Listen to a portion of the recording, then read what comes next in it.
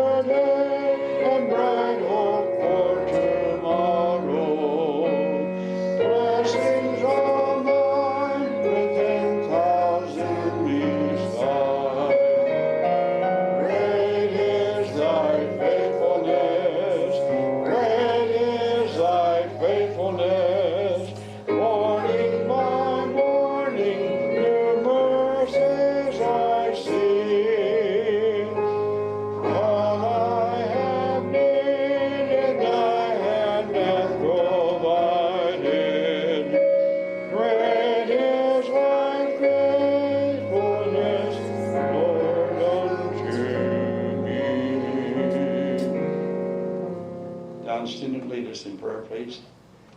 Thank you, Father, for letting us be in your house this morning. Thank you, Father, for all your goodness and your kindness. Thank you, Father, for your love and your wanting us to be your children and allowing us to be your children, calling you Daddy. Thank you, Father, for all the goodness in life. Forgive us of our sins. Help us to know where you would have us go. Help us to spread love in the world. Tell people about Jesus and what he does. Thank you for being our God and our Father. It's in Jesus' name. Take our hymnals once again. It's written up here, so if you we don't have a bulletin, so Martha has volunteered that she'll put it up here each week, so we'll have it posted so you can find your page before the time. Well, I'm too loud. Oh boy. That's not too loud. Is that- no, you want us to keep standing or we can sit down? You can sit down, No. okay.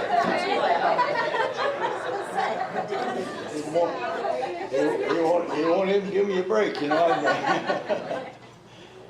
Anyway, it is great to count. Today we're going to count our many blessings which we have received, all of us. We're all here healthy, well. We thank the Lord for that, and we thank you for the great country that we live in. Sing first, second, and fourth verses, please.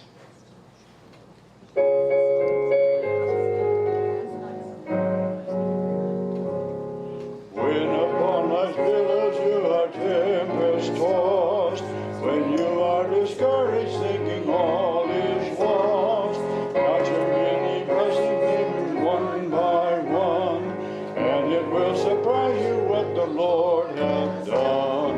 Count your blessings, name them one by one. Count your blessings, see what God hath done. Count your blessings, name them one by one.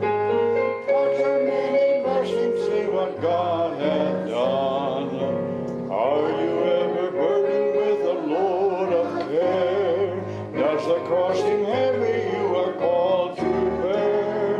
Count your many blessings, every doubt will fly, and you will be singing as the days go by. Count your blessings, name them one by one. Count your blessings, see what God hath done. Count your blessings, name them one by one. Count your many blessings, see what God hath done. So amid the conflict, whether great or small, do not be discouraged, God is over all. Count your many blessings, angels will attend, help and comfort give you to your journey's end. Count your blessings, name them one by one. Count your blessings, see what God hath done. Count your blessings, name them one by one. Count your many blessings, see what God hath done. Dan? Having to kind of remember how to do all this stuff. I do remember the why I didn't like ties when I had to put this back on. I feel like I'm being choked to death. Just don't forget, like I said, the masks are provided if you want them. Gloves, again, it's not mandatory, but if you like them, you're welcome to have them. We had some different stuff. It'd be a little different service possibly because we want to give people opportunities. So rather than our greeting time, we're going to have people be able to share. But I'll go through a little bit of this, and then we'll. I know Tommy wanted to say something, and then some others. So I thought this was kind of interesting. Being cared for. Debbie, the owner of a house cleaning service, was always searching for more clients to build up her business. On one call, she talked with a woman whose response was, "I won't be able to afford it that now. I'm undergoing cancer treatment." Right then, Debbie decided that no woman undergoing cancer treatment would ever be turned away. They would even offer a free house cleaning service. So in 2005, she started a nonprofit organization where companies donated their cleaning services to women battling cancer. One such woman felt a rush of confidence when she came home to clean the house. She said, "For the first time, I actually believe I can beat cancer." A feeling of being cared for and supported can help sustain us when we are facing a challenge. And awareness of God's presence and support can especially bring hope to encourage our spirit. Psalms 46, in favor to many people going through trials, remind us, God is our refuge and strength, a very present help in trouble. And be still and know that I am God, which, by the way, is tough, isn't it? To be still. And to know, this, by the way, is mentioned 2 or 3 times in that particular psalm. I'll exalt the earth, the Lord Almighty with us. Reminding ourselves of God's promises and His presence with us can be means to help renew our hearts, give us some courage and confidence. What trials are we depending on God for strength? What Bible verse can help? Just a little bit, in case you didn't know, this psalm was probably written during the Assyrian attack on Jerusalem. You remember under Hezekiah when he was the king? And when you look at it, that's why it was written. The situation looked dismal for God's people, but the city had two advantages. The Assyrians knew nothing of Hezekiah had protected the spring located outside the city by tunneling through the stone to the water source. He then concealed the spring. This life-giving spring may be the inspiration for the line, "There is a river whose springs make glad the city of God." Most importantly, however, the psalmist knew the ultimate source of the city's safety. Jerusalem enjoyed the presence of one true God. His miraculous intervention on behalf of the city meant that they had only to be still and await his deliverance. If you remember, if you look in the where it's being written about, Hezekiah prayed and God then miraculously spared it, and the Assyrian then heard of the things going on, had to leave, and then he ended up dying. The Assyrian king died at home. So it's got kind of a neat deal. But I just wanted to open it up just for people who just wanted to share just some of the things that while we've been away, how the Lord's helped sustain. And I know Tommy's not one that likes to speak, but he was wanting to tell a little bit about what's going on with Kay and stuff going on. So go ahead, Tommy. Well, I just want to thank everybody for all the prayers and food and help. She said that anytime she would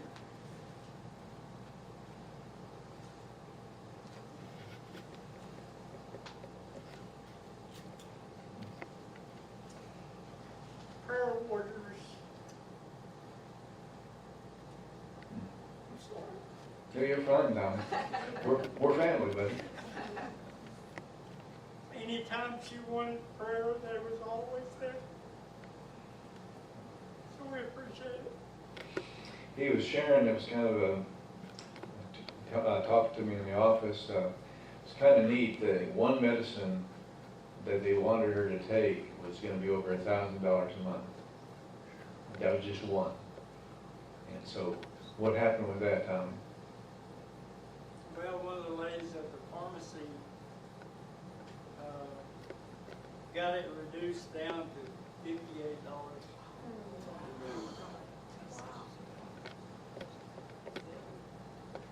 Prayer does help. Who else?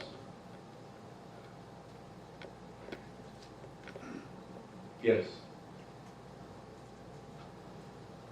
You can do it right there, it's fine. Okay. So, it was kind of at the beginning of, this whole COVID thing, and I went to the hospital several times, in emergency room, and then I finally ended up in the mental hospital for, 6 weeks. So, I had a nervous breakdown, but thankfully, I was only there 6 days. Some people were there 3 weeks, so I was thankful. And also, it was a large amount that we owed, but I just paid so much, and they never asked for anything more.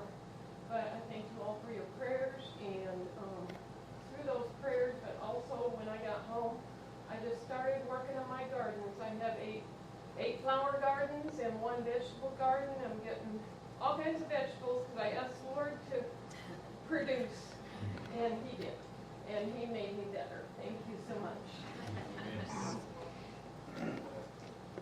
Who else? Yes. Our kids had tickets to come back from Russia, and they had them for several months. And then with all this, and Russia's on lockdown. Russia doesn't lock down like the United States; they're on lockdown.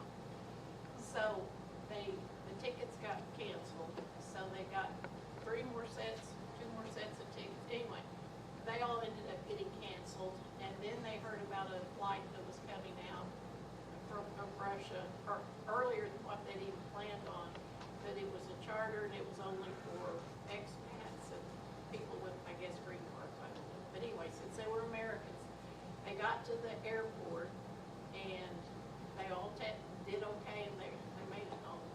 They didn't have any connecting flights after they got to New York, and they drove back. They're here. And they're great. Wow. We got the privilege, they're gonna be here on the 26th, I believe, of July. They're gonna be sharing with us what's going on with their ministry in Russia. So we weren't sure how big a audience we'd have early. We wanted to make sure everybody was here. They could have been here this week, they offered to, but I thought, well, I don't know, we may only have 2 people here. I don't know what we're gonna have. So. Who else? I have a coworker who, him and his wife were in a head-on collision yesterday at 4 o'clock, just outside of Muskogee. Another pickup crossed the center line and hit him head-on at 65 mile an hour. His wife is at St. Francis with a broken leg and brain trauma, and he is in intensive care. He's really hurt bad, and he went back in for surgery this morning because he's bleeding internally somewhere and they can't find it. But his name is Bud Pollard, and his wife is Lisa Pollard, and they're really nice. Bud is a nice coworker. He's a really just an awesome guy, and he also, is a believer. So if we could just pray for Bud and his wife Lisa. Okay. All right. Okay. Let's go ahead and pray for them then before we go to the next one. Father, this be with Bud and Lisa, and Father, thank you for sparing their life now, but it's very in the balance on Bud, and they can find where the bleeding is at and be able to stop it. Father, just give you the praise for it, and that he'll be able to speak of your grace and mercy when it's all said and done. In Jesus' name, amen. Who else? Anybody? Dan, Yes. in spite of how ill Kay is, she has texted me quite often to say that she's praying for Laura and Kenneth and for our son-in-law Dale, who had cancer surgery this week. And she said, I'm not feeling well, but God has showed me that I can still pray. So I think that's really a blessing that someone that is feeling so poorly would still be willing to pray for others.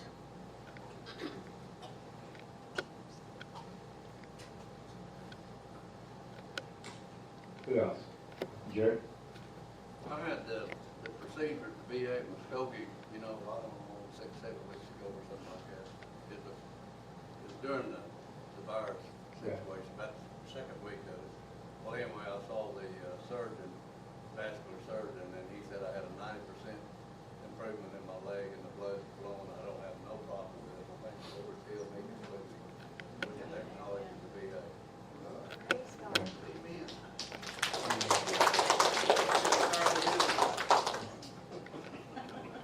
Yes.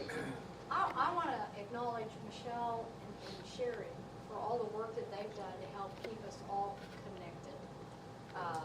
The prayer warriors, the Facebook, your sermons, and you as well. You've taken the effort to keep everybody pulled together and give us the opportunity to stay connected as best we could. And of course, God gets the glory for all of it, but these ladies were his stewards, and I think Mark and Shelley did a great job, Michelle, everybody. And I think we owe them a lot of prayer and thankfulness. Speaking of that, they're getting ready to put it, they bought some cameras. They're going to actually put it where you can actually visually see it. That's in the works. So if you can't make it here and those are still aren't comfortable, will be able to see it and not only hear it. We have speakers that weren't able to get put in, but we got speakers that are going to be added into the other rooms, but they'll have a switch where you can turn it off. But if they're wanting to hear, don't feel comfortable in the room, or if they're in the nursery or do whatever and they want to hear the music or they want to, whatever, they'll be able to do that. So that's in the works as well. So hopefully we'll get that next week or two. And again, Mark's done and Shelley done a lot of different stuff. And behind the scenes, you may not have known this, I'll just tell you, but different times we've had some interruptions during the phone rings, or a dog decides to start barking like mad, and so they're having to splice and put stuff together, and you all didn't hear all that stuff. So they had quite a bit of work they had to do, and it was coming at all day, at different times. They never knew when it was going to show up at their house. So they really did a lot of things, and we're hoping to get it, or we will get them a gift card just to say thanks. But who else? Yes. Well, last December, I had that little heart episode where I had to have a stent put in. But since then, I went back and did my stress test and heart scans. And if you've ever done a stress test on a treadmill, that is a long 9 minutes. And so they don't really tell you how you do right then. So at 6:30 the next morning, I get a phone call from the cardiologist, on my way to work. Do I really want to answer this? And he called and says, "Norm, how are you doing?" I said, "Oh, well, I was doing pretty good." He goes, "Whatever you're doing, you need to keep it up." He goes, "I don't know what all you have done, but you need to keep doing it, because I was extremely impressed with your heart output." He goes, "Your heart scan before and your heart scan after couldn't have looked any better." He goes, what else did he say? He goes, "We fixed your plumbing issues." He goes, "You right now have a heart of a 25-year-old. Which was like, really? Don't And he really feel goes, like that. "Keep taking the medication." He goes, "Your blood work looks fantastic." He goes, "I can't believe you were the same person that I met a year ago. Do you feel better?" "Yeah, I feel immensely better." Then we went through Michelle's nephew. So that was extremely hard. And I got a finger stuck in my ear. And, things health-wise have gone great. Why? Prayer. God is great. Last week, I've been playing a lot of golf. Last week I had a hole-in-one. And there was actually witnesses there to see it. It was, I couldn't believe it went in. Actually, from back on the tee box, because they put little foam things in the cups so you don't pull the pins out right now, because they don't want you to touch the pins. And you can see the top of the ball up there going, "That went in." No, you can still see it. Actually, it was in. So, I've done great. As far as health-wise, business, we're still in business, we're still going. We lost several contracts, or got postponed, or whatever. Michelle got a new kitchen out of it. So, things have been great. Thank everybody for all the prayers that they gave for me. You don't know how good that makes you feel.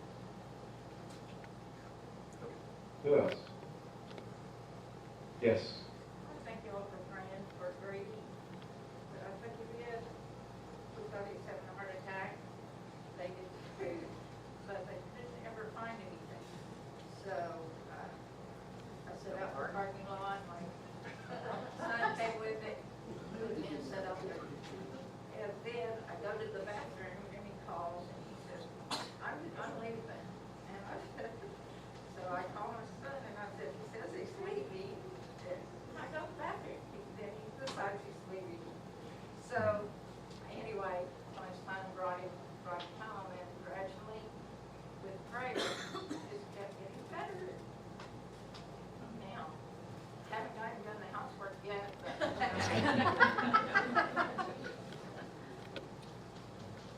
And also, thank you for praying for my brother that had the stroke. He's getting better. He's learned how to talk and stuff, and he's learning how to walk again. And my sister, too, if you still pray for her school, she said it's still real painful, but the one that fell. Right. And so, but they're getting better. Good. Yes.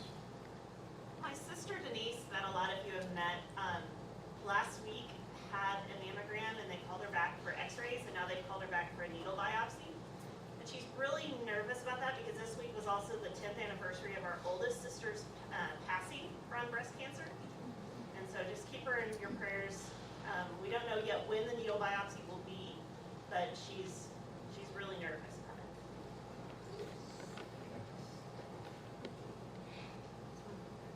Who else? Anybody? Yes. thank everybody for their prayers on passing. Things are going well with that. My mother's doing all right. Also, I want to thank you for your prayers. I got my other eye fixed. I've got the point plan out. It's fixed since I'm 6 years old. Wow, That's awesome. that's great. Anybody else? Okay, I got one thing just to show you, and then we'll turn to the next song. The ladies have been working on our slip this here. You know, we talked about what our vision is for the church and things like that. Might have to they finished putting our quilt together, and this will be hung up. This is the different things you all have said, and Oh, beautiful. Oh, my goodness. Good job. she says don't look too close because you'll see the mistakes. I'm looking pretty close and I don't see anything. So we're going to hang that up. What is that's what the church has done. Remember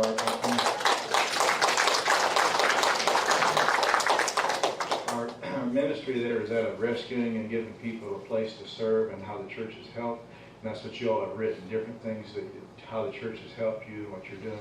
And we have one, basically a little one for everyone to take and kind of reminder with the church and the part that they have and the part you have or can have. We're wanting to, obviously a quilt would continue to grow. And we want everyone to be a part. So we'll get everyone one of these. I know everybody's kind of scared to death to stick their hand and pass it to the next one. So we will have them set out next week and let you pick them up, and we don't have to worry about that. The offering plates are at the front and the back, just so you guys don't have to worry about passing those things out. What number do we have? 624. 624.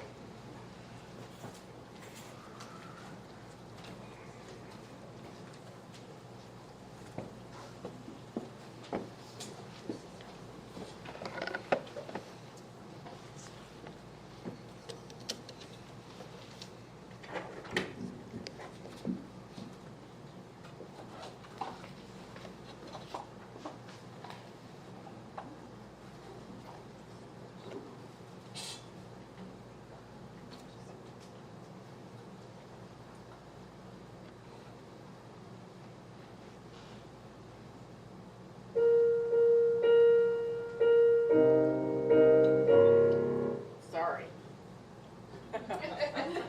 I got the wrong glasses here, so I'm sorry, but I'll try to do my hair a little bit.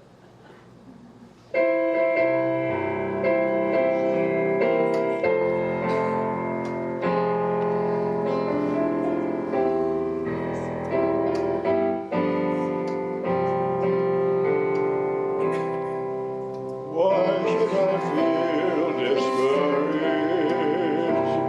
Why should the shadows come? Why should my heart be lonely and long for heaven home? When Jesus is my portion, my constant friend is He. His eye is on the sparrow, and I know He watches me. His eye is on the sparrow, and I know He watches me. Verse 2.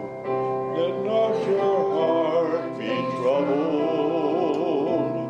His tender word I hear, and rest in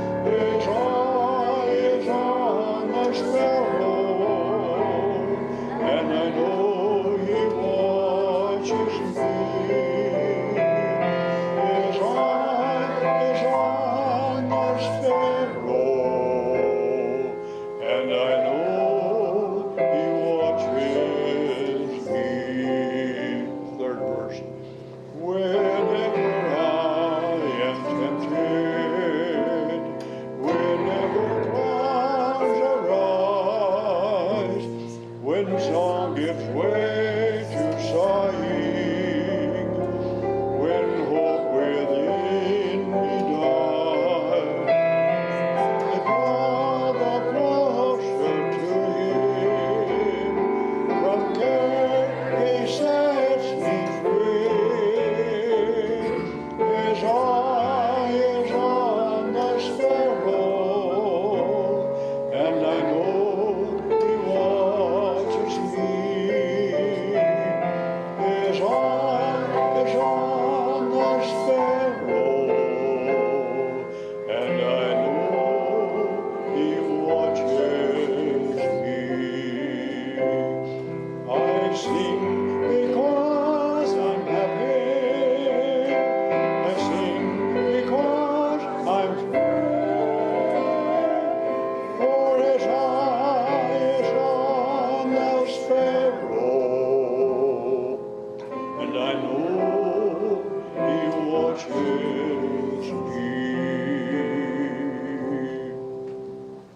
We didn't have time to line things up for special music, so we're going to sing. All of us are going to sing the special music this morning. 484. Come and let us reason.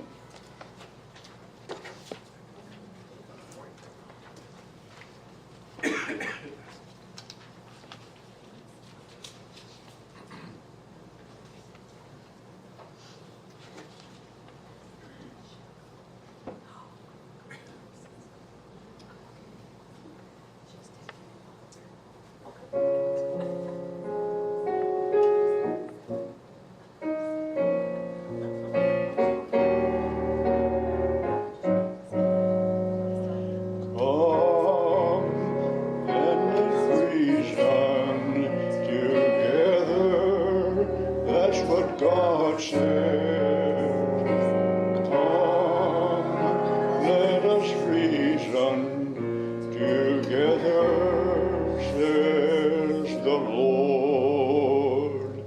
Come, let us reason together, that's what God says. Come, let us reason together, says the Lord. Though your sins be as scarlet, they shall be as white as snow. Though they be red like crimson, they shall be as wool. Come, let us reason together, that's what God says. Come, let us reason together, says the Lord.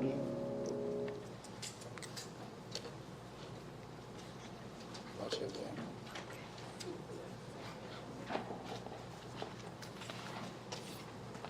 Here, Rick, pick out the money. Say a prayer.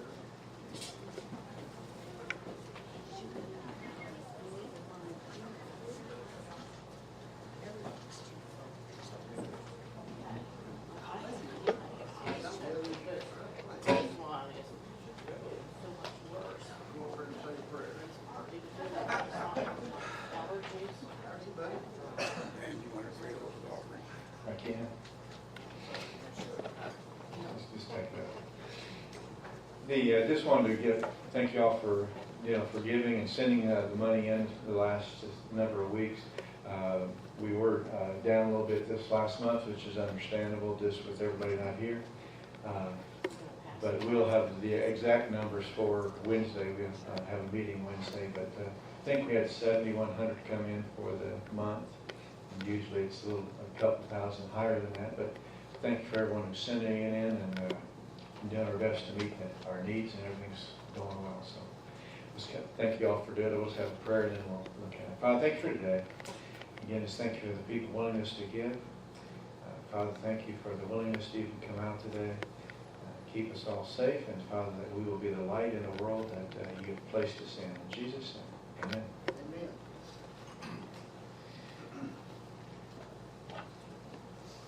Amen. We're starting a new series. Like I said, I will do more on that little quilt. Want to do a better job of displaying it, but then also explaining a little more about it. But the ladies did. I know we don't understand how much work goes into one of those things when you look at something like that. We're starting a new series. If you remember, I talked about we wanted one that would fit with what we're trying to do as a vision team, just the rescuing and then placing people back in. And so I thought we would do a study on 1 Corinthians. We won't necessarily cover every part of the book, but we will look at it. And this will be just an introductory one. And if you think about 1 Corinthians, how many letters did Paul write to Corinth?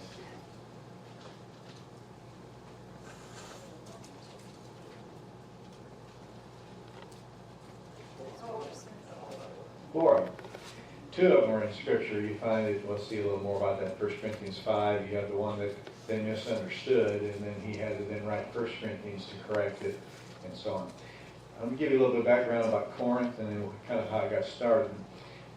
Corinth, you know, was, Homer wrote about it when the siege of Troy. You remember the siege when the Trojan horse, the ships came from Corinth. It has two ports. One port, and talking about in the time of when this was being written, one was on the 6 miles to the east on the Aegean Sea, and then you had one that's 2 miles to the north on the Adriatic Sea. The reason that's important because ships of those days didn't like to go straight across the Mediterranean. So since Rome is the capital or the leader of the world, they would send their ships, and then the Isthmian, which was basically two bodies of water. Macedonia is the upper part of Greece, and then Corinth was on the southern part, the Achaia part. They had a small, basically, causeway. They then would take the ships and unload them and go across and load them back on the other side and go on. On the small ships, they had wooden planks, and they actually pulled the ships across the wooden planks. They have a port. They obviously have a canal today, but that's how they did it in those days. So obviously it was a very important city so far as trade goes. It was destroyed by Rome in 146 BC when they revolted. Corinth led a revolt, and so it was destroyed. Julius Caesar saw that it was so important city, so he had it rebuilt, and that was in 44 BC. And so then in 1858, the Corinth was destroyed by an earthquake. And a new city was built to the north and to the east. In 1896, the archaeology then dug up the old city. So today when you go, it's a great tourist attraction, is they've dug up all the old cities so you can see it. And that's where you have the marketplace that Paul writes about. The agora is there. And it's basically in the center of the agora is the judgment seat. And that's also mentioned in, both in 1 Corinthians and Acts, and then also in 2 Corinthians. Remember the judgment seat, and you and I have to come before. This is all part of it. The Isthmian Games were there. Every 2 years, they're second only to the Olympics, but every 2 years you had the games that were there. And so Paul was watching it. That's what caused him to write 1 Corinthians 9 about the athlete and his competing. So you have a lot of history that goes on. You have two deities that were part of it. One of them was the goddess of the sea, or the god of the sea. And the one they're most noted for was Aphrodite, the goddess of sexual love. And so they had 1,000 temple prostitutes. It was all part of service, and so people would go there basically for that type of activity. That's why where the name came up, where they were then Corinthianize. It was used very derogatory, but that's what was used around the world. And so you think about that's how this church got started in this type of a setting. So if you look at it in Acts chapter 18, you'll see how it got started. And I think we can learn something just for an introduction. And you think about it, when it comes to Acts 18, it was on Paul's second missionary journey. It also will give us a date of approximately when it was written, the founding of the Corinthian church. Paul, in verse 1, you notice, he leaves Athens which would be to the north, and he goes down to Corinth, and he found a certain Jew named Aquila, a native of Pontus. Now, see, remember he had Aquila and Priscilla, having recently come from Italy with his wife Priscilla, because Claudius had commanded all Jews to leave Rome.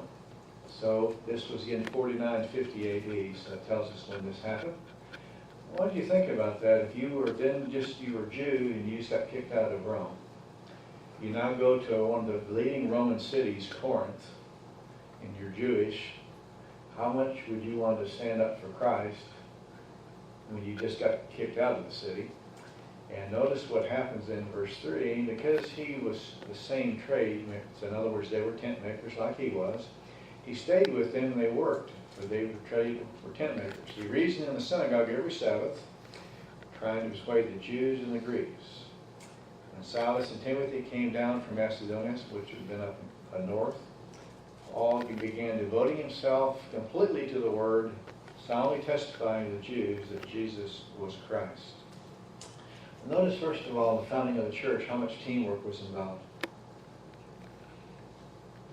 Paul needed a place to stay. Now, if you started a business, how many of you would like to, in a new city, would say, hey, I'll bring one of the most controversial figures, Paul, into my tent making, and you can stay with us, and we're, how much business is available.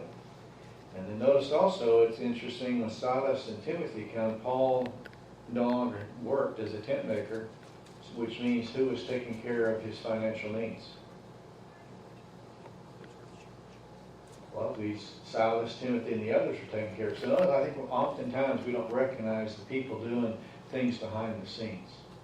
The same thing happens here, people doing things behind the scenes. Paul gets the credit for founding of the church, but could he have done it without all these people's help? So notice, I think it's interesting on the teamwork, who's helped Dalton Hill in its journey? We have a lot. We're looking at it. We've had a lot of people who have helped. And then who have helped you on your spiritual journey?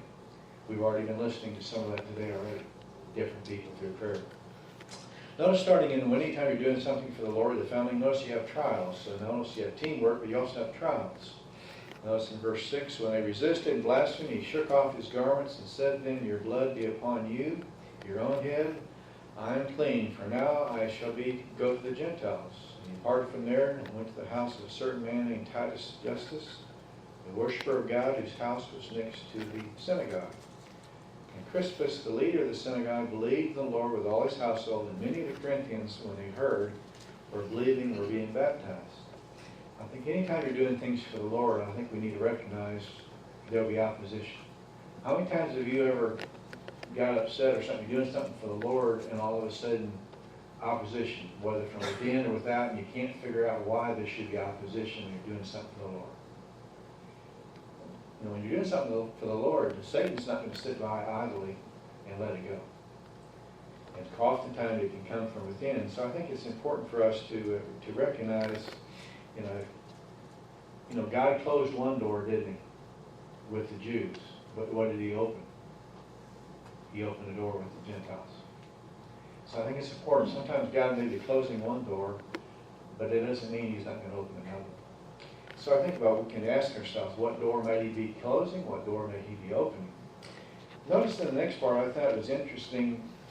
You may never have thought of this. In verse 9 and verse 10, it says, the Lord said to Paul in the night by a vision, do not be afraid any longer, but go on speaking and do not be silent, for I am with you, and no man will attack you in order to harm you, for I have many people in the city.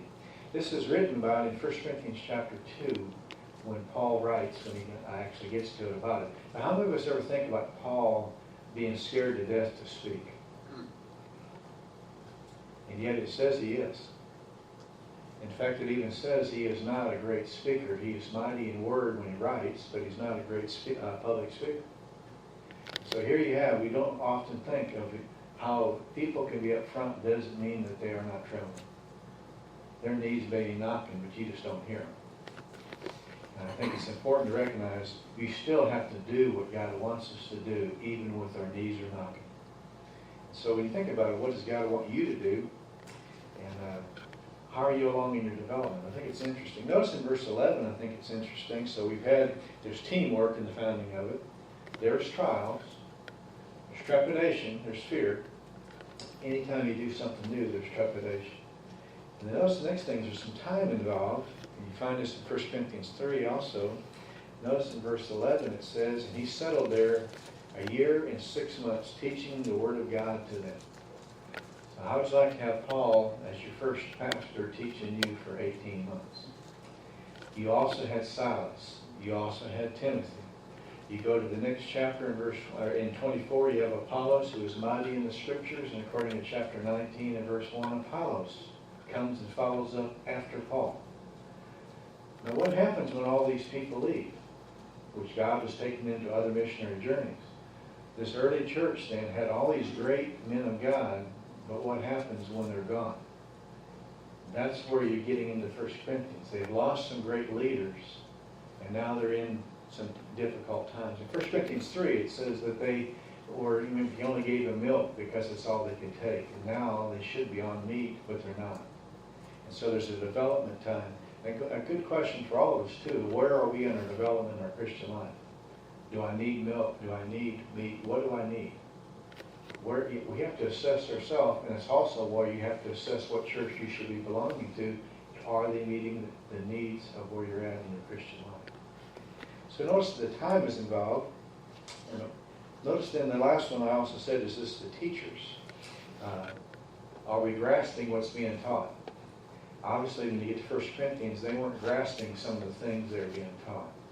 So this is just kind of the development of it. So if you turn to 1 Corinthians then, we see the founding of the church.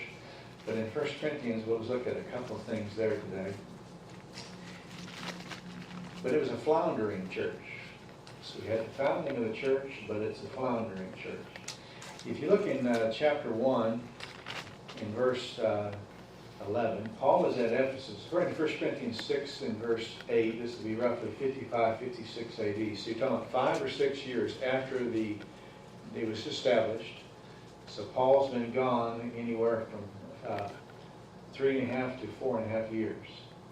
And notice in verse 11 of chapter 1, for I have been informed concerning you, my brethren, by Chloe's people, that there are quarrels among you. So Chloe's people who are in Corinth, they make the journey, which you think about it, from Greece. They go all the way over to Ephesus, which is Asia Minor, Turkey. And they are bringing to Paul all the problems they have in the church. And Chloe's people don't know how to answer it, and they want help from Paul. Paul is obviously working with Ephesus, but he has concern for the Corinthian church, so he writes back. So you think about it, here you have what's taking place, and when you look at it, you'll see some of the different things, or the different divisions you have. So the first 6 chapters, he writes about all the divisions they have. Do we have any divisions in our country today? Do we have any divisions in our churches today? What Paul's going to basically is working on is where our eyes are they on Christ. And you'll notice where some of the eyes were on, if you see it, some were following Paul, some Apollos, some Cephas. Their eyes were on people and on circumstances and not on God where it needed to be. And I think we have the same problem today in our nation. Our eyes are not where they need to be. Are we on our eyes on Christ and serving Him? So you notice it's interesting. So one was divisions that they had. The second thing they have is they had difficulties in the church. So go over, and it's interesting when the author gives you an outline for you. Look in chapter 7 and verse 1. So the first 6 chapters are dealing with divisions. The rest of the book is dealing with difficulties. Notice in verse 1, what does it say? Now concerning things about which you wrote. So they wrote, and he's not going to address it. Go to chapter 8 and verse 1. Now concerning about things sacrificed to idols. So they're asked a question about it. You go to chapter 12 and verse 1.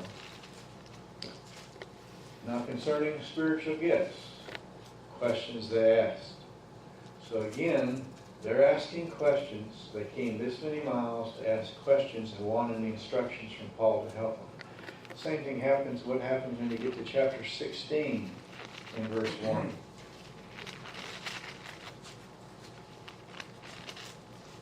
Now concerning collections for the saints, they're taking up money, if you remember, for the saints in Jerusalem or during a time of famine, and they're helping them. So notice there's difficulties in the church, and he's now writing to how to address each one of those difficulties. They had divisions, he writes on how to deal with the difficulties. You also, what you also have when you find in here, one of the difficulties you have in chapter 16 is they're asking the question, Paul, you don't really care about us. Because if you cared about us, and if Apollos cared about us, why would you come back to see us? Hey, if you founded us and you loved us, why aren't you back? And Paul has to address that. He wants to come, and Apollos wants to, but the Holy Spirit hasn't laid on their heart yet that it's time for them to go there. There's other ministries they're in, and that ministry, the Lord's laying on their heart to do that. If you remember when he left, you remember the Macedonian call that he got? To come over, that's why he left and went over to, so the Holy Spirit led him over there, and we need to recognize the Holy Spirit's direction. So I think it's interesting when you look at it, was Paul willing to help them in their problems? Don't you think he has a few problems in Ephesus, in Colossae, and all the rest? That's why you have Ephesians, you have Colossians. There's problems at every church. I think it's also interesting, how many times have you heard, I wish we were like the early church? The early church had problems too. Because the early church was made up of sinners just like the modern church is made up of. Right? They came from a very wicked background, the majority of it, and in our country today, we have the same thing. So when we're wanting to rescue people, realize we're bringing people in who are going to have problems, and we need to then work with them, the difficulties. It's also interesting, I think the foundation of the church is interesting when you look at it. The foundation and the reason Paul writes is in chapter 1 of 1 Corinthians, and I think it's important to recognize with what Paul's writing. In 1 Corinthians chapter 1, notice what it says. Paul, called as an apostle of Jesus Christ, by the will of God. Why would that be important? He is an apostle, it's God's calling, and therefore should the Corinthian church listen to what he has to say.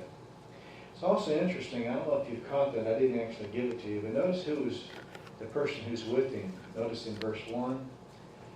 Do you recognize who that person is? It's the same name. We're making the assumption. Back in Acts 18, when the church was founded, the leader of the Jewish synagogue who led the revolt against Paul is this man. This man was taken out and beaten, and later came to know Christ, who's now with Paul in Ephesus, and he's apparently the one who's taken this letter back to the Corinthian church. Notice how many times we need teamwork. People are bringing with questions. Paul's writing it. He's sending a church member who's from there back with the letter to give to them, to help them. So let's just think about just the first part. If you want a theme for 1 Corinthians, I think it would be that of your practical Christianity. How to take what we have and how to make it real in our everyday lives.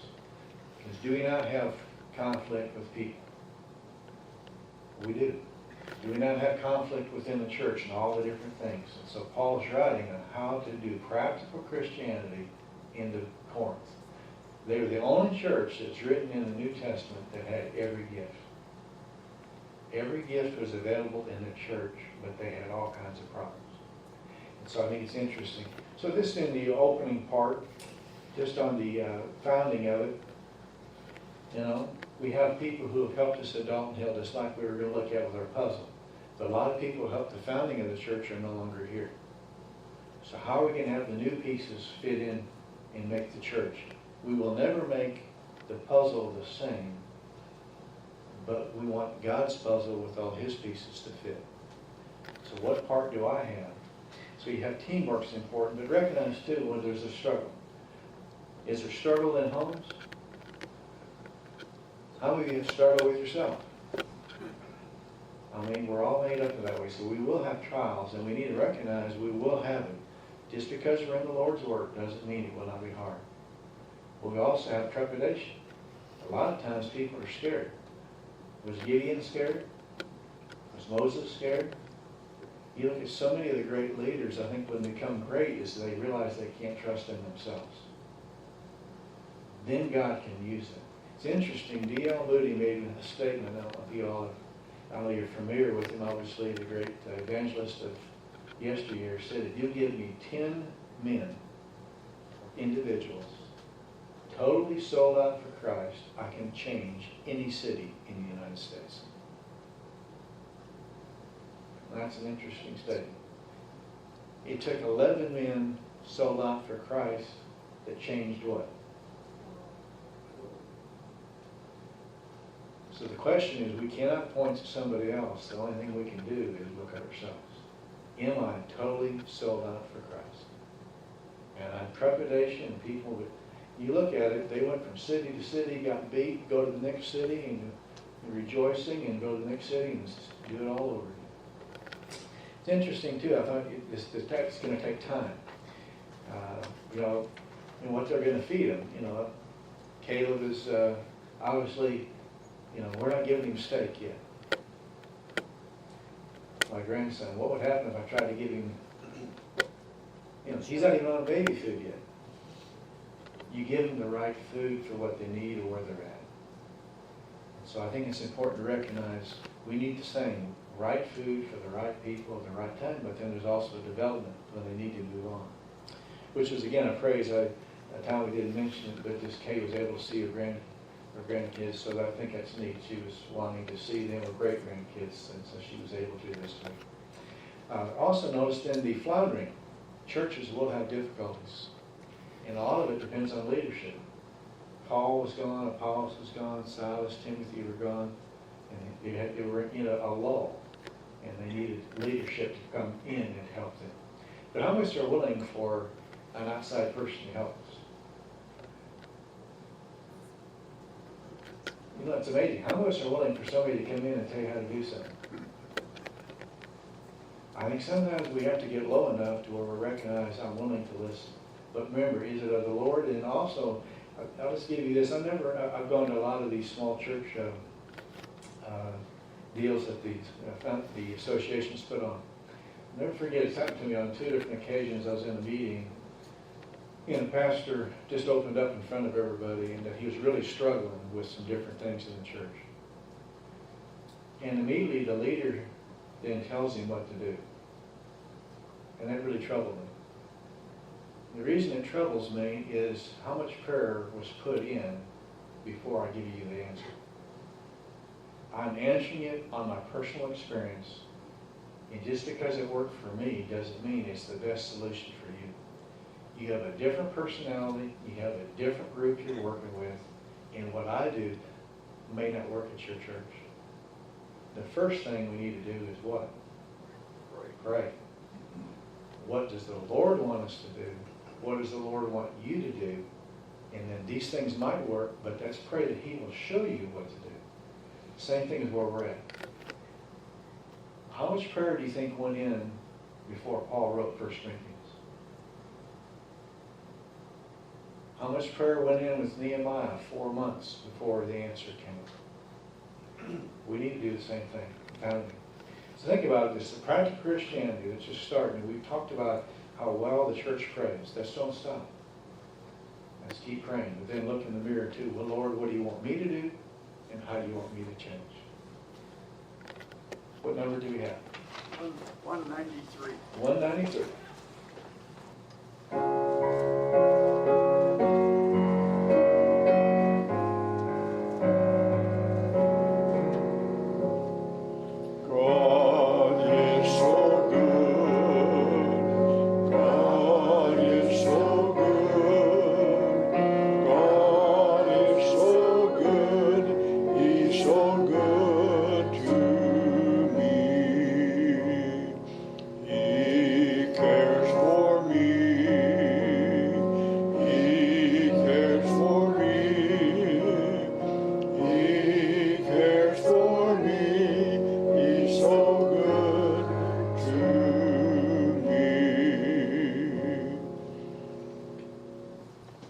figure out how to turn things back on. Don't forget, we really appreciate it when you go to leave. Again, like you said, we can leave by roads, it's whatever, and we're trying to do what you guys are comfortable with. If you all want us to leave and keep the spacing, I know you're adults, so I don't have to tell you how to do stuff. If you want to shake somebody's hand, that's up to them. If they don't want to shake hand, that, again, we have to be sensitive to everybody. Just appreciate you getting back together, and it's neat to see everybody's face again. So let's have a word of prayer. Father, thank you for today. Thank you for this Paul and his willingness to go anywhere and everywhere. And that even if they were miles and miles away, he still cared enough to not only pray for them, to write and answer the questions that they had to help them in their church. We will look at what he wrote to help us in our church. And that we'll be open and honest with it. In Jesus' name.